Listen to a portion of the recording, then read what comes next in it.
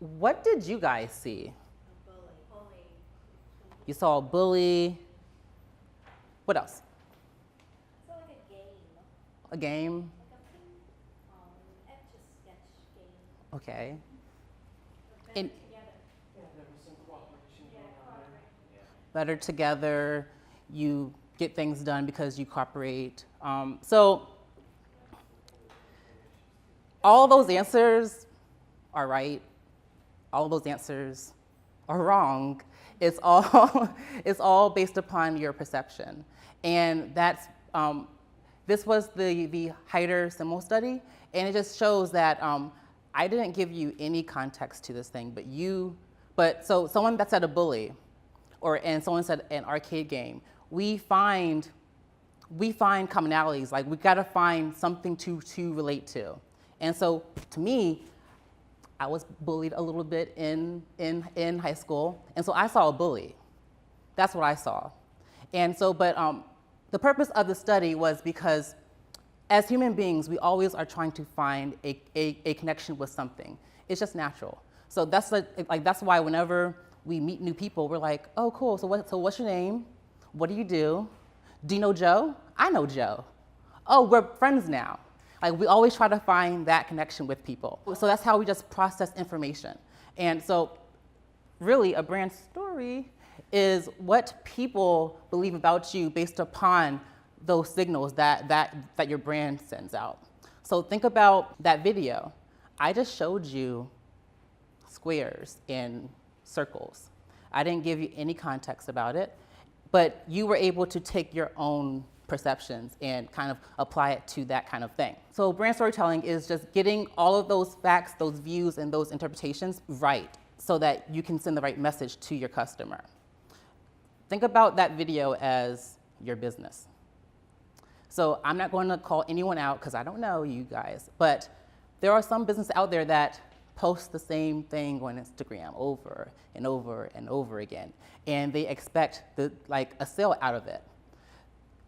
I did the same thing to you. I said, look at all these shapes. Tell me the story.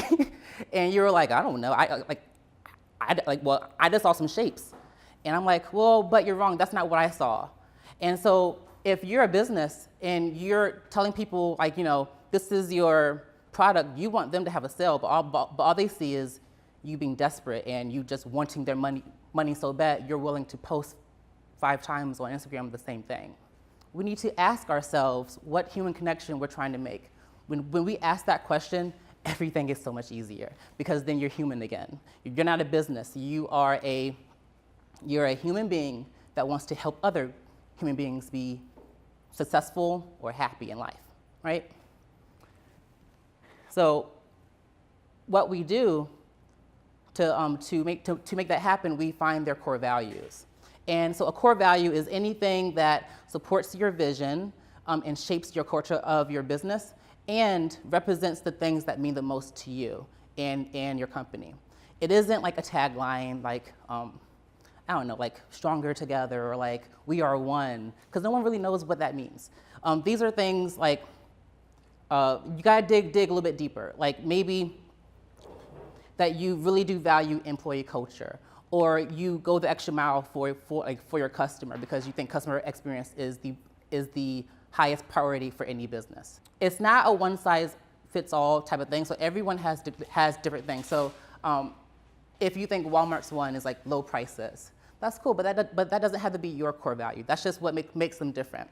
And you have to ask yourself that question as well. How are you more unique than the other people in your industry?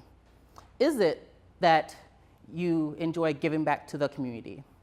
Your pricing is lower, or you really do value the customer's experience. All of those things could be amazing core values. It just has to mesh up to what you believe in as like the company owner or as the representative or the individual in that business. I have a few examples to show you guys. So who knows Green Flash Brewing Company? I love them because I love to drink beer. But the thing that, as I was doing research into making this workshop, I was like, no one's gonna understand what core values are. Like, because everyone thinks that it's something different. So, and then when there's different answers to everything, you kind of just throw it out of the window and not really understand it. So their core values are staying creative and innovative. This company makes so many beers and with so many flavors, and they just rotate. They always, they value not just having like a wheat beer or like a Michelob Light or like a Corona. They want to always be different, and they always want to be innovative in anything that they do. They also value customer education. Now, when you look at a beer company and you're like, why do they want to educate their customer? Well, it's because some people out there think that, you know, beer isn't for me, or beer is only made one way because they've had too many Coronas in their time, or they've had too many of the Coors Light. Who wants those? I don't. But they say, no, there's a beer for you, and we actually have several types of beer. If you like fruity beers, we have one for you. If you like the hoppy type of beers, we make that too. But like, let's teach you, like let's show you how it's made and why you can find a beer here. They also build strong relationships with their retailers. So the bars love them. Why? Because they're innovative, and there's always a beer that they can stand by. The bar. So whenever you're at a bar or at any place that sells their beer, the retailer can say, this beer is going to be good because it just came in and it's been going off of the shelves.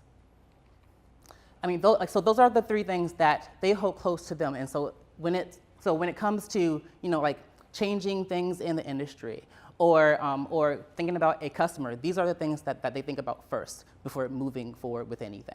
Another one is Taste Unlimited. Oh yeah, I go to Taste every Sunday after the gym. That's my spot. You'll find me there around 2:30-ish. So they value going the extra mile to source better for you foods. And that's a big deal, especially since they're a local chain. They're not around like the country. And so they want their customers to think that whenever they come inside a Taste Unlimited, you can bet that anything on the menu is good for you. You don't have to like debate whether or not this salad is better than this sandwich, because it's all like sourced from like, you know, natural places. It's just good for you. They also support local causes, and they encourage their team members to do the same. Now, I don't know what you guys think about this, but when I was reading this, I was like, well, I think every company does that by now. But what about a restaurant doing that? I haven't seen one do that, and not a local restaurant. So think about who their ideal customers could be when you support local causes and you're trying to give back to the community.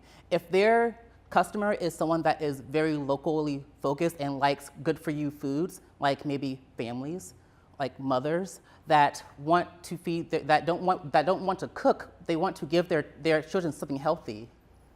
And they also like people that support local schools or give back to local causes. That mean most of them, because their kids are already like, you know, a part of the school system, and they're always going to the PTA meetings and things like that. So it makes them stand out because other restaurants aren't doing it. We're going to go into making your own core values, but before you do, you have to kind of go through this filter of 5 questions. And so these questions are, so if you can answer yes to all 5 of these questions, then your core value is not just a fancy tagline. Yeah, so are your core values fundamental regardless of whether or not they are awarded? So we've all heard about those those best places to work or the best restaurant or things like that. So would you value company culture if you were not getting an award for it every year? So think about it that way. If you woke up with enough money to retire, would you continue to hold these core values? So if you woke up and you went to 7-Eleven and got that scratching ticket, or you got the, whatever the ball one is, I don't really know, but yes, the Powerball. If you got that Powerball, will you say, forget these values, I'm not giving back to the community, I'm going to make some more money? So, but if the answer, hopefully the answer is yes, you'll still hold those values clear, even if you had enough money to retire, because your core values are not tied to money. They're tied to what you value most as a human being, because we're in the business of human connection. Can you envision these values being as valid 100 years from now as they are today? So if you are 75 years old and you are in your cane running your business, well, you're not running your business, you have like your son or grandson or granddaughter running the business for you, are you going to instill the same values of the company into them so that they can kind of do it as well? Hopefully the answer is yes. Would you want to hold these values even if they become a competitive disadvantage? This is my favorite one, because this is like, you can say, yeah, sure, to all those other ones, but this one is what's going to be like, oh, I need to sit down and think about it a little bit. Because think about the Green Flash. So one of their core values is being creative and innovative, right? What if 5 years from now, that becomes to be like a bad thing, where all of the creative beers that they make, it doesn't make them any money.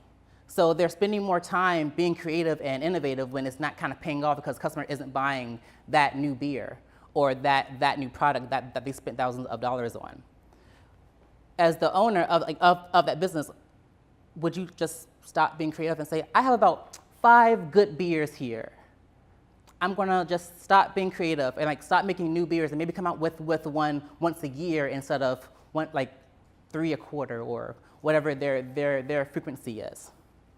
Hopefully the answer is yes. I know with the Green Flash, the answer is yes. So they're gonna say, no, we're gonna keep doing it because that's how we got our customers in the first place, because we always give them something new. They may not buy a case, but geez, they may taste it at at a beer tour or drink a beer like with their friends or something. They like Green Flash because they are creative and innovative. They always have something new. Maybe they missed the mark, but that's what they love about them. Just like how people say they love it when I ramble. It's the same thing. So, or would you build the core values into your company regardless of its activities? This is one that I love as well. So think about Taste Unlimited. This is going to be like such a opposite example, but just hang with me.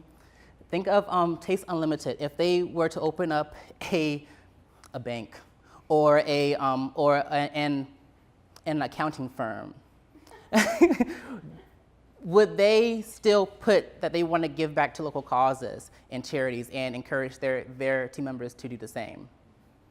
I would like to say yes. And so I kind of want to put you guys in that same position and say, if you were to open up a business completely different than whatever you have now, would you still try to put those core values into that same business? Now, so going back to my example, maybe you wouldn't source better for you foods, but maybe you're more geared towards nutrition and like helping local causes with like getting kids healthier again.